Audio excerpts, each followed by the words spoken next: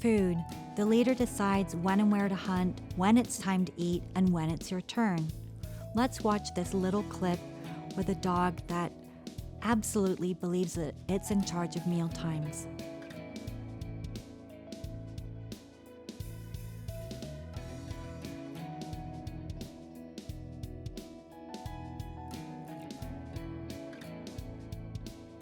That's like the equivalent of, waiter, here's my plate, where's my food, right? Or the child sitting at the dining room table, feed me now. It's very important that your dog is not in charge of meal times. Dogs will show stress or responsibility at meal times, but by letting you know when it's time to eat, coming over and nudging at you, or going over to their food bowl and maybe nudging the bowl, or doing what this dog did, bringing the bowl to you, it's time to feed me now, right? Dogs will also show that they feel like they're in charge at meal times by getting up and walking away from the food bowl. Buffet's open 24/7. I can eat whenever I want to.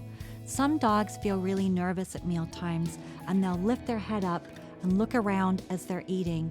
I can't really relax because there's so much commotion going on. I just feel really nervous. Some dogs will take some of their food and hide it under a couch cushion or hide it under the rug. I'm really nervous about food, so I have to save some for later. Some dogs will show that they believe that they're in charge at meal times by intimidating another dog away from the food bowl.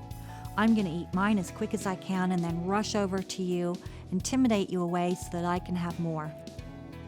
All of those examples let you know that there is some anxiety around meal times. It's normal for dogs who have been astray, for example, to have a lot of anxiety at meal times. They weren't getting regular meals. They had to really hunt for food out there.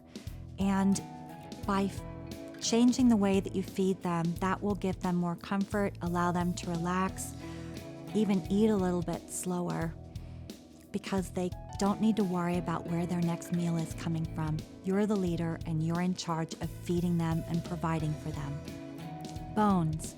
It's very important that you show leadership when you give them a bone too. The bone is like part of the deer carcass, right? Considered food from your dog. And when you give your dog a treat, instead of thinking about it as a treat, think about it as food reward. You're asking them to do something like to sit or to come, and you're rewarding that behavior with good sit or good come as you give them a treat. They don't just get a cookie for looking cute.